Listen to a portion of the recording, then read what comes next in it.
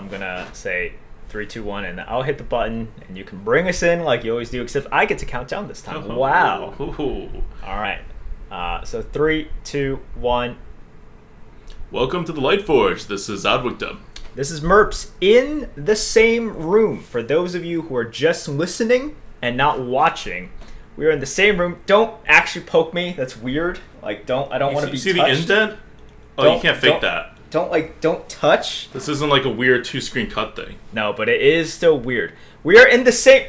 Okay, don't poke my cheeks. That's weird. No, none of that stuff. All right, well, this is... I'm regretting everything. But we are in the same location because Brand New requested to come to DC for Pokmon Go Fest 2021.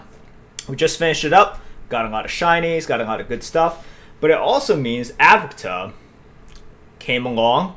I had to be the designated driver because she did not know how to drive. She went on the highway for the first time during this trip. Like, I forced her. My whole thing is I need you to like start driving because she like born and raised in Brooklyn, doesn't really know how to drive. Got her license because they stopped doing road tests during COVID.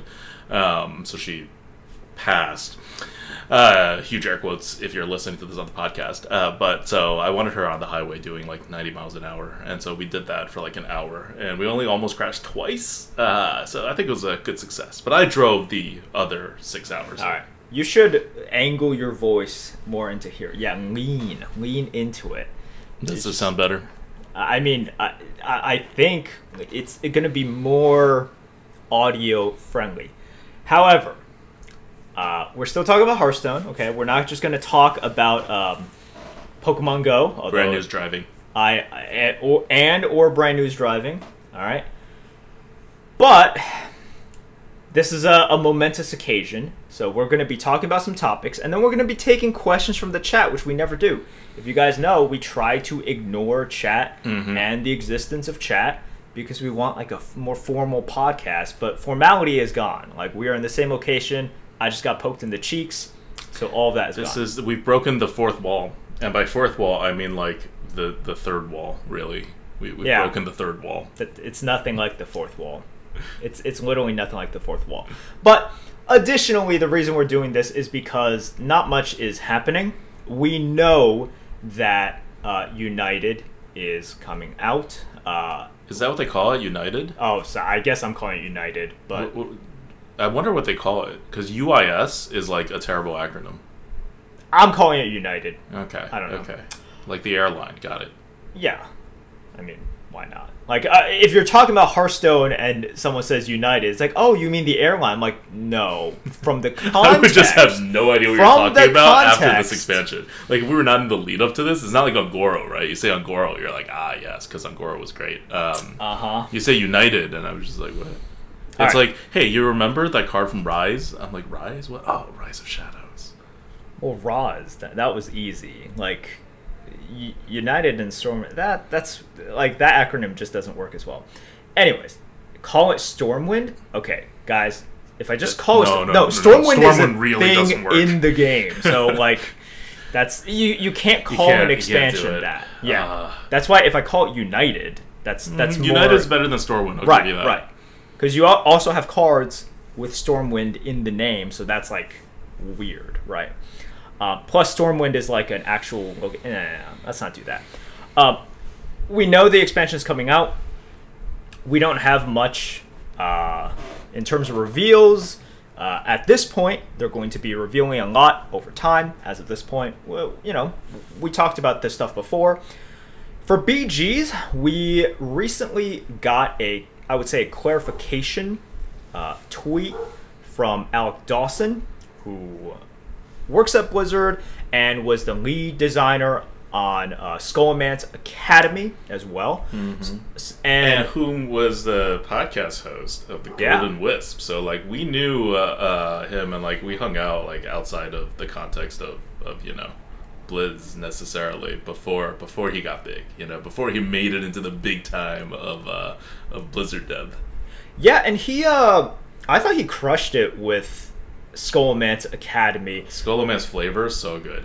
Yeah, in terms of flavor, right? And I think that's what a lot of the lead design is responsible for. You know, like, let's make sure the set is coherent. I thought that was the most flavorful expansion we've ever had.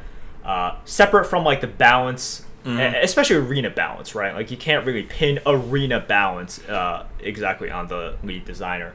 So I thought that was super cool. But we got an explanation from him that the next BG update, this big, giant kind of redoing of all the minions, is going to be even bigger than we thought. And they are testing it. They just really want to make sure they preserve the identity and the flavor of the tribe. It's nice to hear him reiterate how much effort they're putting into it, and also just how gigantic this update is going to be, because it's just absolutely necessary at this point. You can make small changes here and there, but like, BG's has for a long time just gone down this road where people nowadays, more so than ever, are complaining about spikes of damage, about the inability to control their fate. Obviously, skill still wins out overall, but it's the difference between, it's like, okay, well, what percent of the time can I aim to get first, or can I kind of choose to get first, versus the skill being getting third versus getting fourth versus getting fifth, and then, you know, using that edge to just push you up on the leaderboard. Skill still wins out overall, but it's just not very fun when you recognize that in the current meta, more so in other metas, it's harder for you to control your fate if you want to get first places. Is and it that true? feels bad. Yeah, I think it's absolutely true. I've talked with good players as well, and right now the skill is absolutely that, like, knowing when it is disadvantageous for you to go to 6 or even go to 5, you stay on 4, right? And then you just sort of like build your comp, and there are so many ways to optimize this, so many ways to optimize either a Karaji comp or an arm comp, or a ground shaker comp. Like, these are all tier 4 builds, right? And we don't want to just call it like taunt comp, because taunt comp can be many things. And then plus you have the ground shaker on tier 4 as well. You gotta know how to play that. Like, right now, if you just know the ins and outs, if you're trying to build towards these powerful, and by powerful I mean powerful in the mid game, powerful tier 4 compositions, recognizing what tribes are in. It's like, are mechs in or not? And then, you know, even using like early acolytes and saying, okay, well, I have this, and this is better than, let's say, this other tier 2 unit because it can snowball when I get the arm, when I get the Karaji, etc., etc. There's so many interesting decisions to be made, but people just don't like it. I don't think a lot of people enjoy making these small micro decisions leading up to tier 4, not going above tier 4, unless they are one of the heroes that can high roll and then does high roll. So we're going to see Battlegrounds change in a way that we probably don't even recognize. This is just redoing all Battlegrounds, and I think it's so necessary. I'm wondering if they're going to take it out of beta with this. I don't know. It's been in beta for literally, what, almost 2 years now at this point? They might take it out of beta. They might can't not. make that many changes and take it out of beta. This may be the last round of big changes before they take it out of beta, though. Like, I could buy that. I could buy that, especially with the cosmetics that are coming out. You can really see, okay, they're going to make this into a moneymaker. Because previously, what was it? A one-time Tavern Pass that is good and everything, but it's definitely not as good as people keep on buying packs and Constructed. So I like what they're doing, and what they're thinking in terms of monetization. It makes me very happy with kind of the fuel that they're going to be able to generate to further the game. So very excited about that.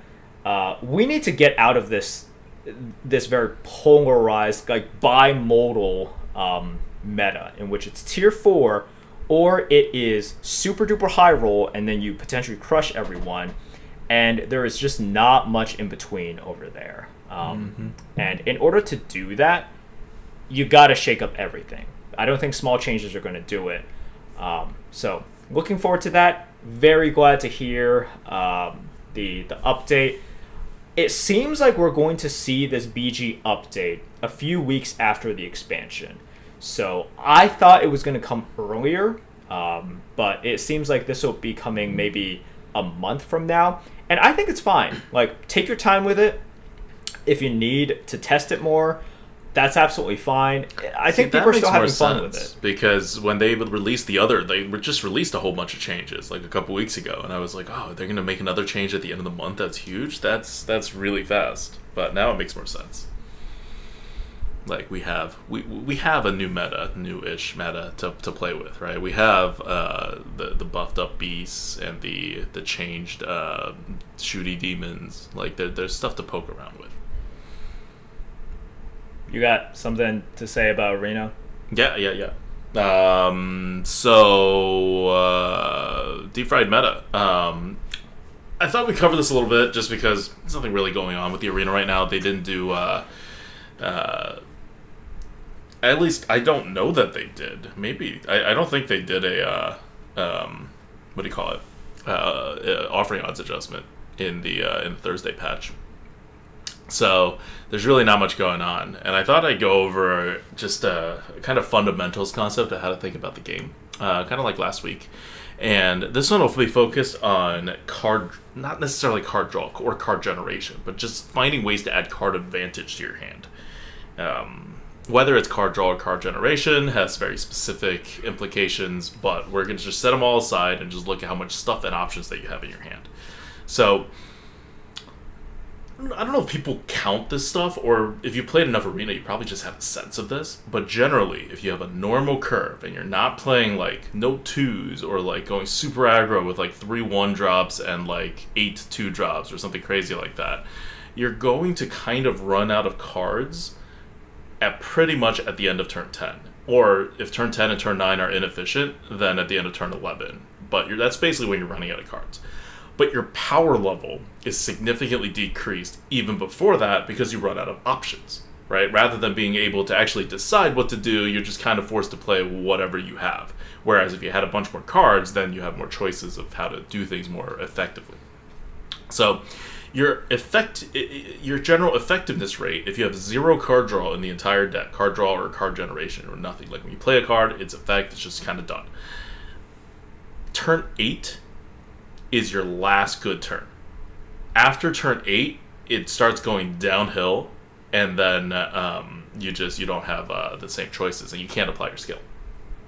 So in order to push that out, and because we talked about swing last week, the swings obviously are better on turn 10 and after than on turn 8. So your ability to do stuff and really do stuff skillfully is severely impacted if you have 0 card draw or generation, because you're literally missing 20% of your possible swing power, because you don't have options at that point. So to get it to at least turn 10, so to get your number of options feels like a normal number of options on turn 10, you need 4 card draw or generation in your deck. That's the number, and this assumes a normal amount of hero power use. You're not like hero powering every turn, you're not like totally avoiding it. So 4 will get you 1 turn of the maximum impact the game will ever allow you. So that's a good, so if you're building a normal deck, that's a good target to hit as a floor. Like, if you don't have 4 card generation or card draw cards, and if you have a card that draws 2 cards, obviously counted as 2, then you're not going to get the most out of your deck. Now, going up, it'll scale. I can't really verbally describe to you the entire scale, but 4 is the minimum, and then you want to go higher than that if you want a couple more turns, because otherwise you just have 1 turn, right? If you don't happen to have the cards that could do stuff for it, you probably want 3 turns. I think that's a good number, and to get that, I don't have it offhand, but I would guess it would be something like 7 card draws. That sounds about right. 7 card draws in card draw or card generation in your deck. Now, that's a lot, but if you think of something like Mage Scribe, that's like drawing 2 cards or adding 2 cards to your hand. If you think of something like Fishy, that's adding a card to your hand. So it kind of adds up from different sources. So one of the things, I don't know how much people look at this or count it. I know people count like, oh, how many 2-drops do I have? Oh, how many removals do I have? But I don't see people as much counting how much card draw / generation or general card advantage that they have. Now, granted, card advantage is not the most important thing in the game, but as you can see, the impact, it starts impacting how you can swing the game. It starts impacting your options, your skill impact on the game, and it has enough of these, not even like super small, but like not the majority of like skill, right, is card advantage options. But it causes an effect there. Not the majority of skill is swings on turn 10 and above, but it causes is due to card advantage, but it causes a decent portion of that. So you add all this stuff up, and it actually makes quite a big impact on the game. So if you're trying to build a normal deck, try to hit 7, have a minimum of 4, and if you fall below 4, or you're looking at it and you're like, oh, this deck just isn't quite going to get to 4, or it's barely going to make it to 4, you may want to start thinking of your deck, even if it otherwise looks like it has a normal mana curve, as not a normal deck, but rather an aggressive deck. Because it would have to be an aggressive deck, or else you lose. Because other people are making decks that can do more stuff. So that's just something I wanted to highlight, because there's so much more complicated cards now, and it's one of the deck building things that I don't know if it's getting like less attention or if people are thinking about it and I'm just not like seeing it exactly, but definitely something to keep in mind, because I think it really helps smooth over some of your drafting if you keep this in the back of your mind and start counting towards the later part of the draft. Wow, that sure was informative, right, guys? I hope you were equally as enthralled as I was throughout that entire conversation. I agree with the vast majority, except for a few of your points.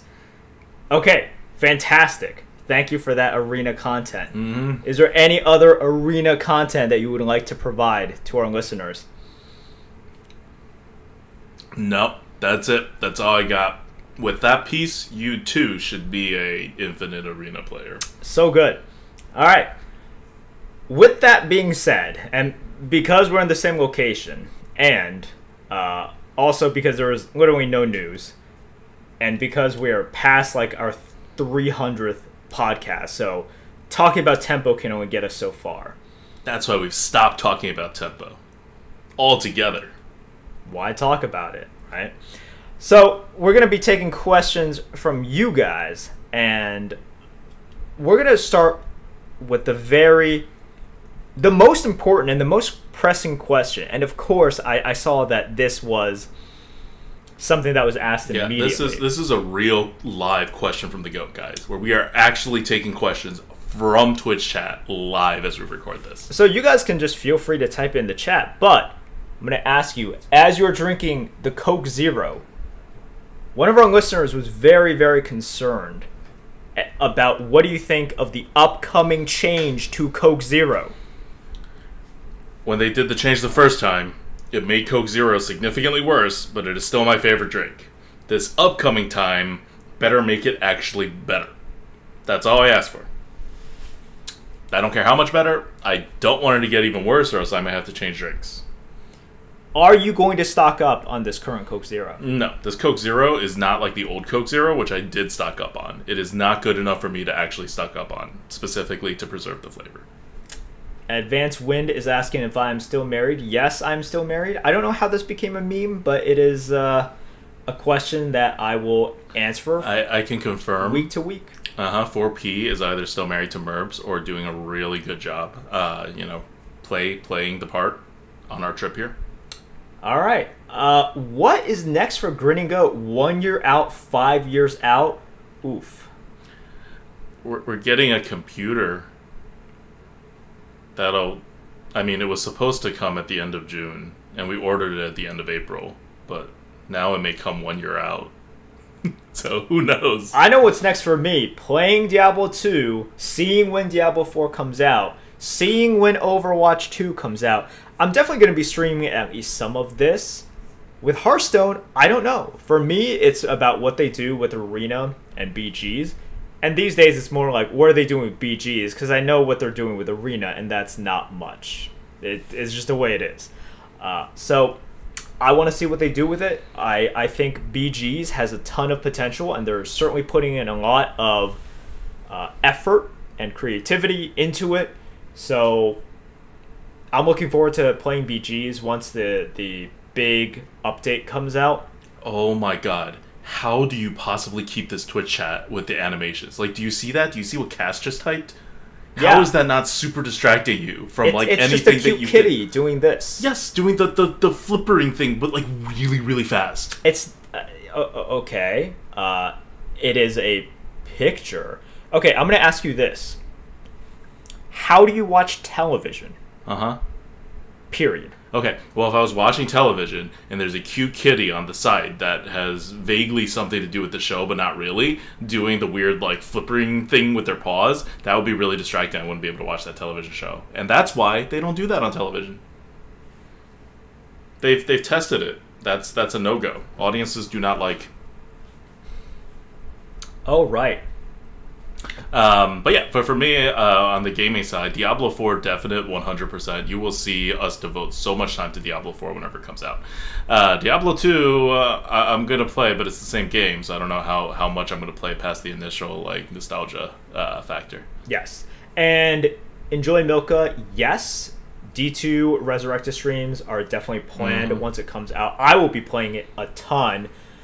I'm someone who has played Diablo a lot, still plays Diablo, as in I have a Pluggy account, and on the Pluggy account I have self-found many high-end set unique items, high runes. It's just because I still love Diablo, so I have played it a ton. So that's definitely planned. We have a game question from X2GG, who asks, I have a very good question. What is the best use of coin in Arena? This is understandable, because this is probably something we talked about in, like, podcast number 8, you know? So it's been quite a while since we have actually and the answer's addressed changed since back then. But generally, the best use of the coin is the turn in which you get the most swing.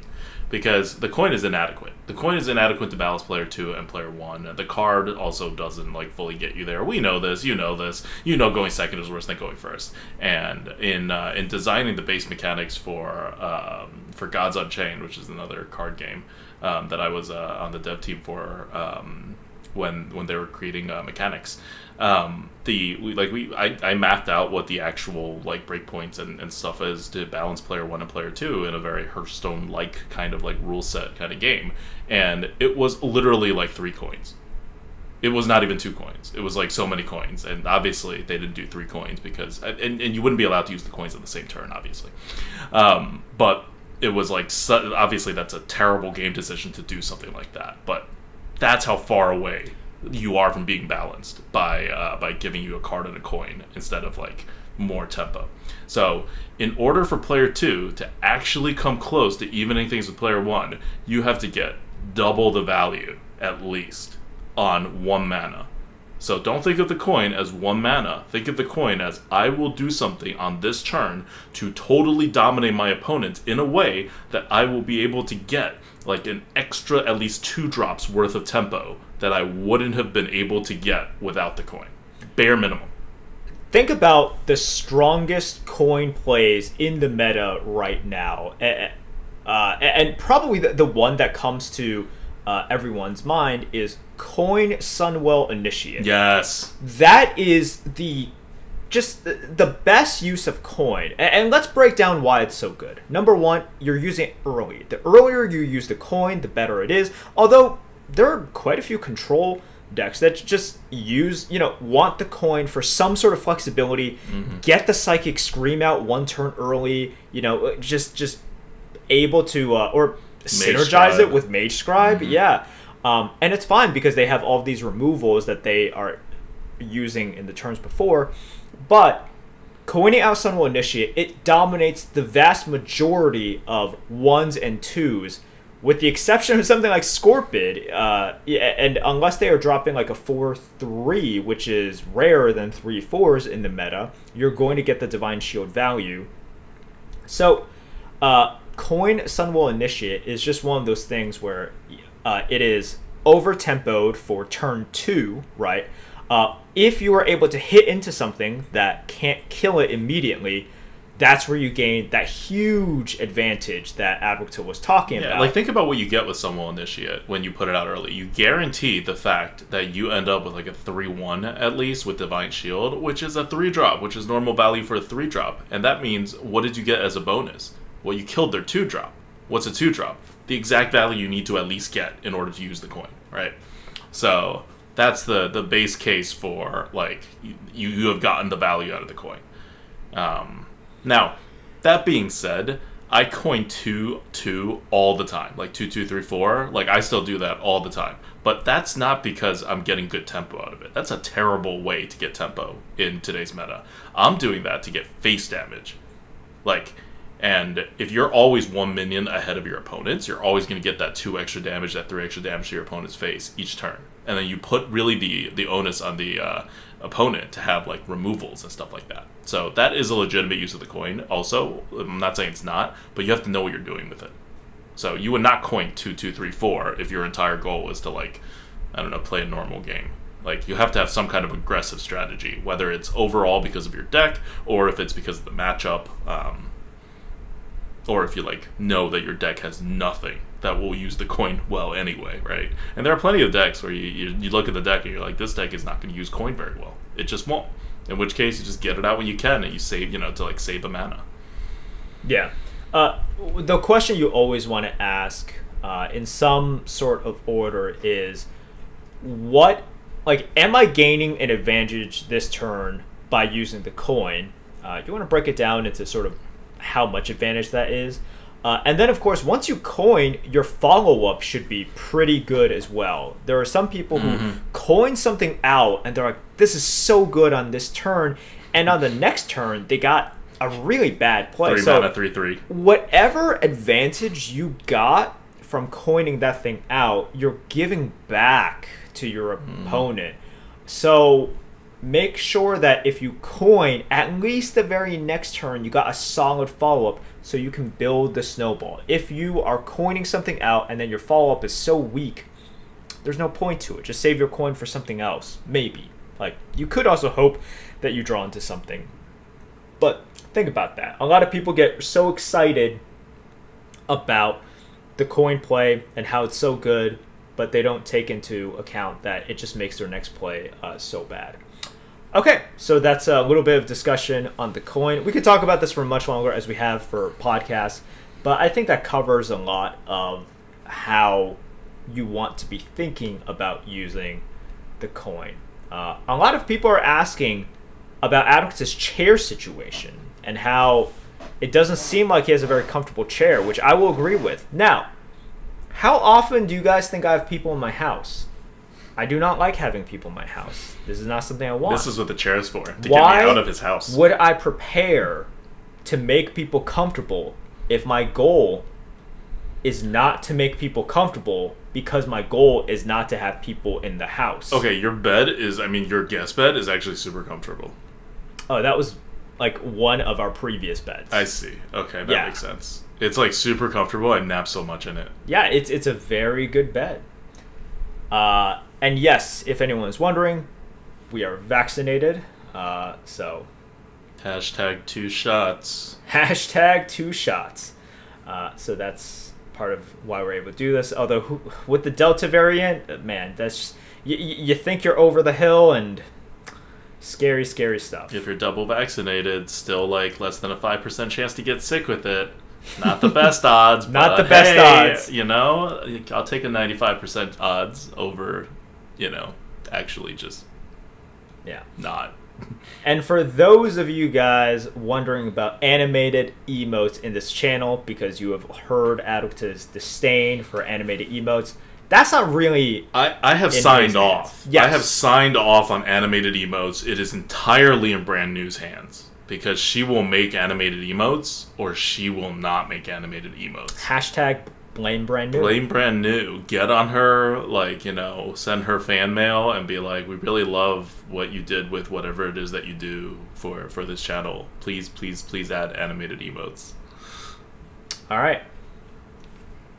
One person is asking if you ever miss NYC. For those of you guys who don't know, Adwicta moved from NYC, where he was living for quite a decent chunk of his life. 12 years. No, not 12 years. Like 10 years. To Charlotte. Very different experience. I miss the food in New York City. It's really, like, it's not comparable in most places, much less Charlotte. Not that Charlotte has terrible food, but I think you can't compare with New York, especially when it comes to certain cuisines.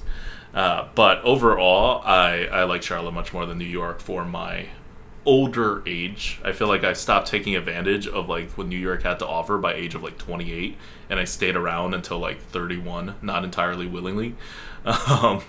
So when I was able to get out, I was like, yes, this is it. So like I have like a house, which I wouldn't be able to do in New York, and I mean that as in like I could be filthy rich and still not be able to get a house in New York because they don't exist, like real houses with like space between you and your neighbor. I get to, well, now it doesn't matter, everyone's working from home, but I got to commute to work by going from my house into my car, out of my car into my building, which you don't get to do in New York. Yeah, so those are the big pluses, and lets people. I think you don't. The pandemic has taught me one thing, which is that the less interactions that I have with people, it's just like a straight exponential line up. Like I thought, because everyone kept saying like, oh, you'll miss it and whatever, like when you don't have it. Like maybe New York is too much, but you're just like you need people in your life, or else you'll like feel lonely, or you'll like feel depressed, or you just like won't feel great somehow. But since the pandemic, I've been cut off from even my coworkers. I interact with nobody throughout the day except brand new sometimes, and it's been the best time of my life socially. Like the absolute zero of social. I told Merps this. I was like, I talk to you more than anyone else outside of brand new and like people for actual work. And I talk to him like maybe like 20, 30 lines of text exchange per week on average. That's it. That's really it. We don't talk that much. Like we don't have conversations, really. We have conversations like once a month. Yeah. Like real conversations rather than logistical or like, hey, you see this is cool, like kind of things. But being out of New York allows me to have way less human interaction. Ideally, I would be out of Charlotte too, because Charlotte is still a city. I would want to be even farther out, but baby steps.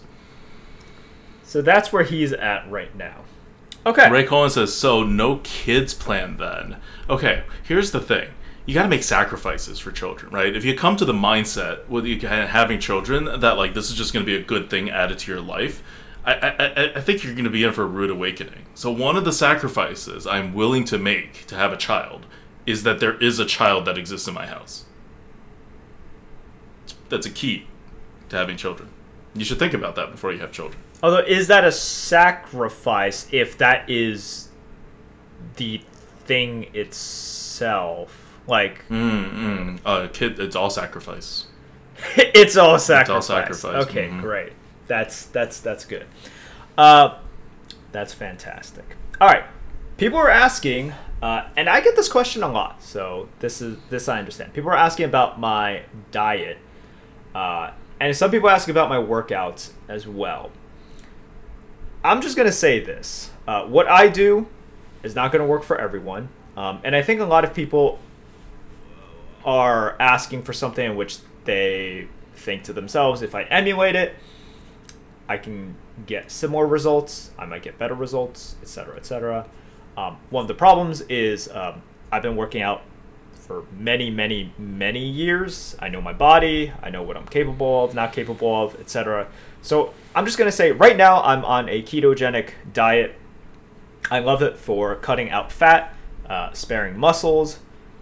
I don't count calories right now because, once again, I can just feel when I get the calories I need. If I'm feeling a little bit weaker the next day, I make up for it. But I do meal prep. Like, I don't eat out much at all. Keep in mind, Merps also eats no vegetables, I found out.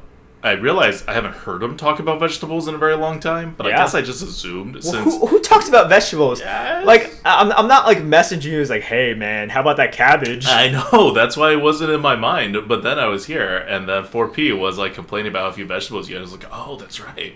You may or may not eat vegetables, because you can eat vegetables in keto, except like certain ones like root vegetables and stuff. Most vegetables you can eat, but mercs don't eat no vegetables. So I mean, you definitely can't eat starchy vegetables. Yeah, and definitely then not. Sometimes like I would get like the pickled cabbage or like the just pickles in general. You can eat that as well. So that's fine. But that's the dark side of Merps' diet that Merps does not talk about, and that is totally not necessary for keto. No, that's a personal preference. That's a personal preference. So once again, and for workouts, like some people ask, what's your workout plan? I'm going to say this. You can get much better results than me, and I'm absolutely serious. You can get much better results than me doing the most basic workout, because literally 80% of your result is diet. And when I say diet, it is diet kind of tailored to your body, like biology, and also to your tolerance. I love the ketogenic diet because it works for me, because I can follow it very easily. I don't have to think about a lot, and I don't get cravings. The thing that makes people fail is just failing. Like, they get cravings. It's too hard. Failure. Yeah, failing causes failure. Of the time. It's crazy. It's like making sacrifices, right? It's the same thing that you said. So, a lot of people ask this question, and I feel like they're trying to search for something that they can replicate and get similar or even better results from. And the tough thing, and the reason why the fitness industry is very lucrative and a lot of people are searching for answers, is unfortunately you just have to do some testing. You have to do some research about what works for you. So for the workout plan, you don't have to go fancy with it at all. Just basic workout plans are fine, because as long as you're working out and tiring out your muscles, you're going to build that. And the diet, you're just going to have to figure out what works for you. Now, having said that, pizza, burgers, and ice cream, and unlimited amounts of that rarely build muscle, but sometimes and cut builds fat. muscles and cuts No, fat. when I say rarely, I mean like it just really doesn't happen. So when I But say if you that, high roll, okay, then sometimes, like if you roll a 6 and a 6 and you get a crit, you can transform the pizza and the ice cream into just a little bit of muscle. okay, are you working out during that time? Because like, yes. I mean, I guess you would have to, right? Yes, you would have to. Because otherwise you're not even rolling the dice. No, there's no dice. There's literally no dice for you to roll there. So there's no high roll in that aspect. But yes. So I want to say it's something you guys have to figure out for yourselves. There are a lot of good resources. I'm always a little bit hesitant to say this is the way, right? And that's what a lot of like Insta accounts and YouTube channels are like, this is the way, this is how you do it, and it's like so easy. It isn't. If it was so easy, then you'd have more people who want to do it. Not this guy. He doesn't want it, right? Like, he doesn't do it, but he doesn't want to do it. So I'm gonna go on a diet soon for like health reasons. Just because I don't think it's healthy to keep this weight for too long. For too long. Like, it's been a couple years, and I'm like, you know. So I think I'll go on a diet, not like a super intense one. Also, it's impossible to keep a super intense diet with brand new in the house. She's like, you guys are terrible for each other. She's horrible. No, I mean that's why we're great at being dependent on each other, just because we're both terrible equally to each other, and we like enable each other to do everything. Yeah. It's the basis of a healthy marriage. People are asking for healthy alternatives to soda. Well, first of all, if you're drinking sugared soda, you can drink Coke Zero, else. A non sugared soda. And I understand the jury is not 100% like, you know, basically the science is 100% conclusive that aspartame/sucralose is safe, right? Like, it's safe enough. It's safe, right? I think I think it's safe enough. The real problem, though, is that it makes you want more sweet stuff, and it like raises your tolerance for sweet stuff, and so you're like less satisfied with normally sweet stuff, and then you may eat like actual caloric stuff. But yeah, I mean that's a decision you have to make, whether you're okay with that. But if you kind of like drinking sodas with sugar, you can first switch to non-sugar sodas, and then they also have those like 5-calorie seltzers. Spindrift is so good. You love that stuff. I love it, and I hate seltzer. Yeah, because that 5 calories is like literally infinitely more calories than an actual like seltzer water, and that makes it infinitely better. Very good. All right, but anyways, we shouldn't talk more about health stuff. To anyone out there who is trying to get their summer bod, who's trying to self-improve, wish you the best of luck, and just keep at it. Find a way to stick with a plan. Stick with something, and I would say always initially set the bar low. You don't want to set too high of a bar, make things too complex, and then get frustrated because it's so hard, and then quit. I have seen it way too many times. They set a super high bar. It's like the people in MMOs who are min-maxing and trying to figure out their like level 70 build, right? Yeah. When they are still level 14 and doing boars, and they get frustrated because they're just like no, I'm not taking the optimal path from like the 14 through 17. It's not a race. Yeah, like, and then they're just already trying to min-max like level 70 endgame equipment there, and they're like, okay, and then I will find a guild and then do this, like, do this raid, and then I got to coordinate to make sure we're doing it on Tuesdays and Fridays, and meanwhile they're still hunting boars and level 14, and it's like, just let's not even talk about level 70 here. Like, let's get you to level 30.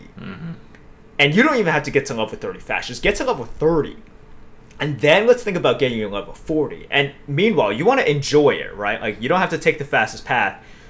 If you don't like doing boars, go do some Murloc quests or something. I don't know, okay? I'm not a nerd like you guys playing WoW, so I have no idea. These analogies might not make any sense. But you have to enjoy it. I'm like, how did you know so much about how to grind in WoW?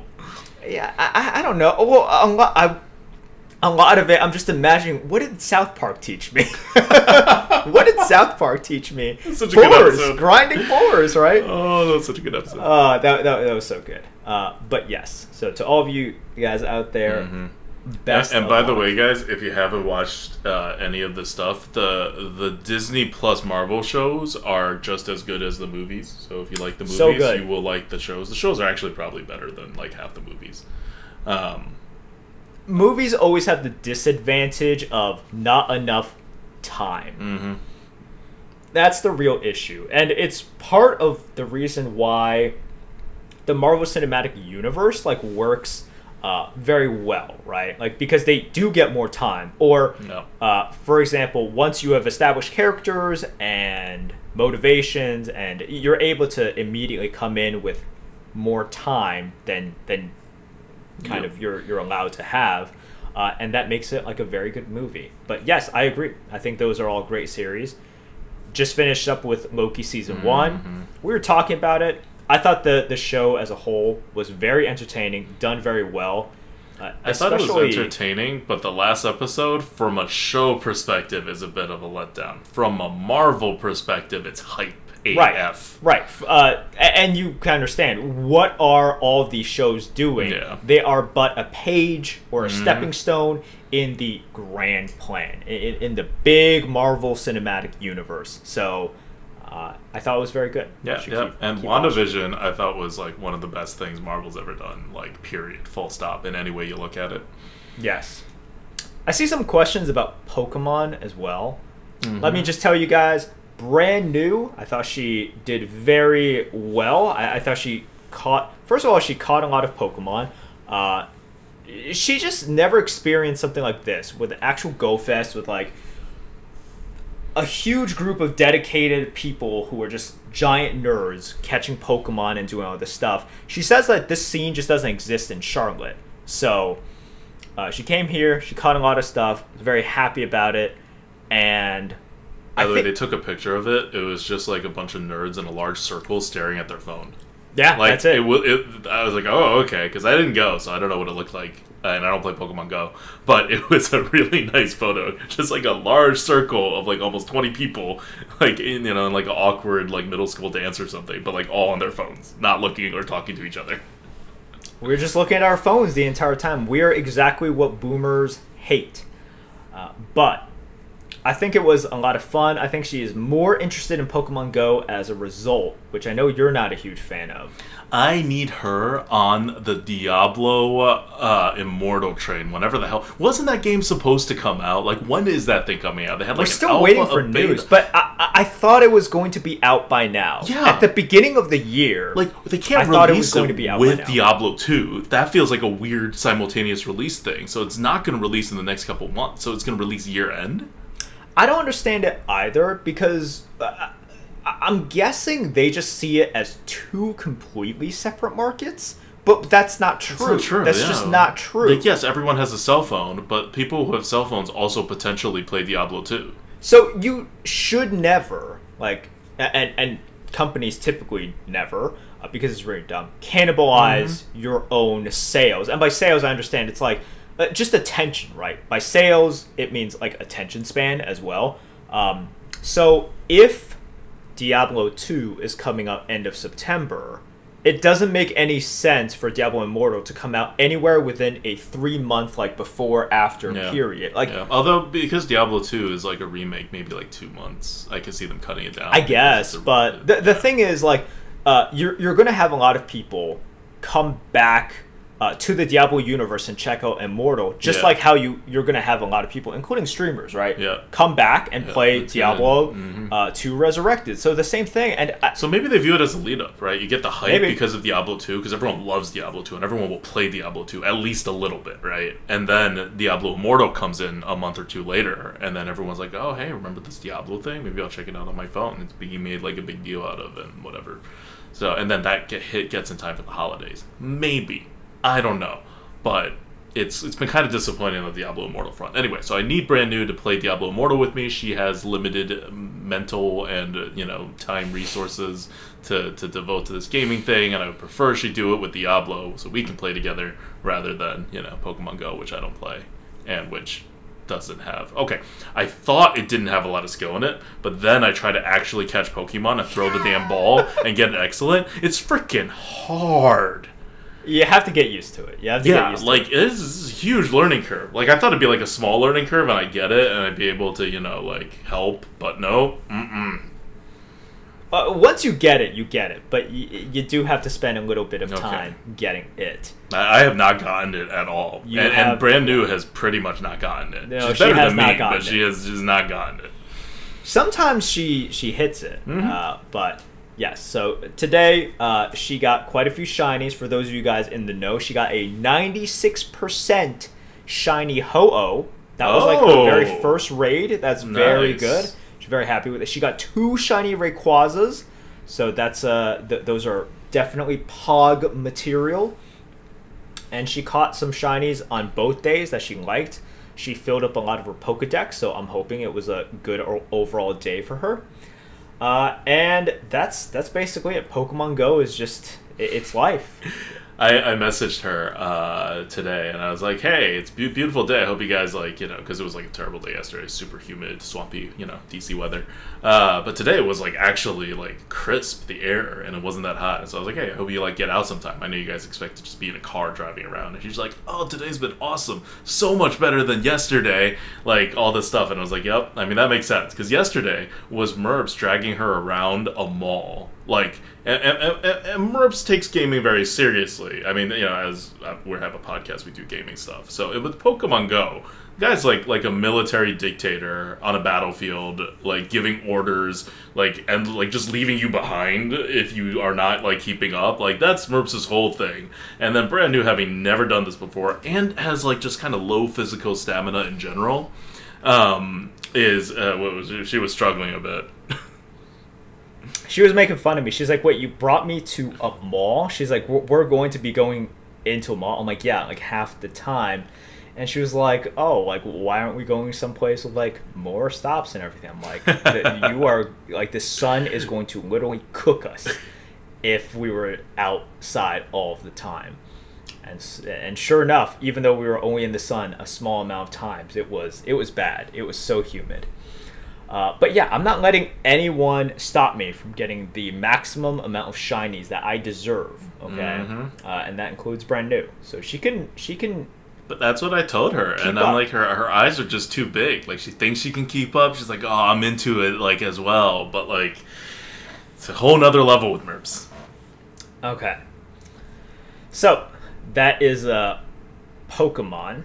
What are you looking forward to doing in DC on your day off? Because you are taking a little bit of time, and you are going to be visiting some DC sites. Yeah. I have not actually visited a DC site since I was like, I don't know, I want to say like in high school, and we did like school trips.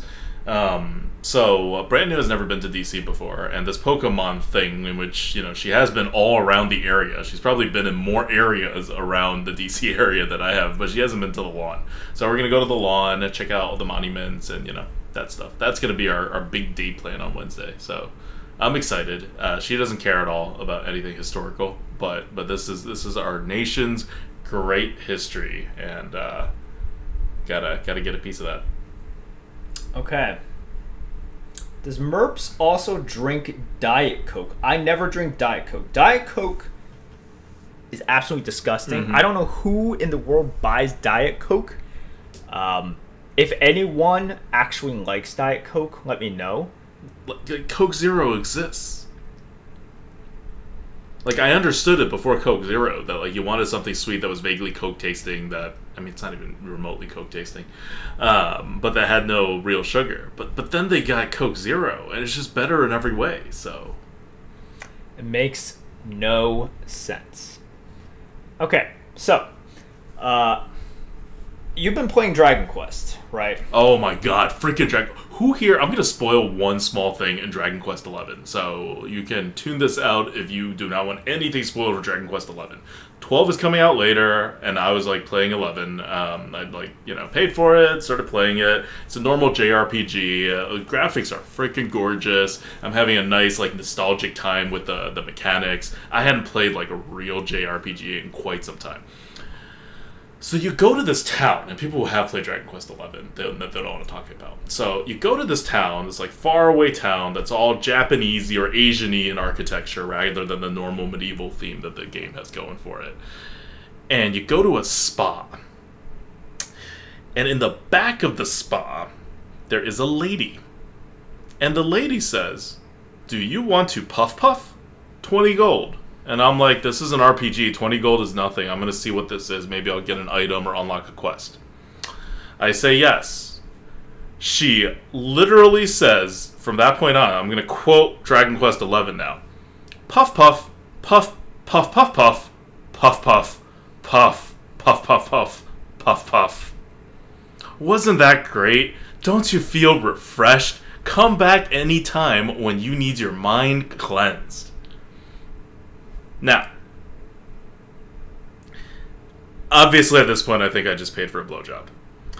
And Brand New was next to me when I was doing this, and she's like, "Wow, I see what kind of game you're playing." And I'm like, I did not know this was the road that this Nintendo game was gonna take me down. And she's like, "You know what? I'm gonna Google this." So she Googles it, and Puff Puff is not a blowjob. And I was like, good, thank God, okay. So what is Puff Puff? You know, it's some kind of weird Japanese massage.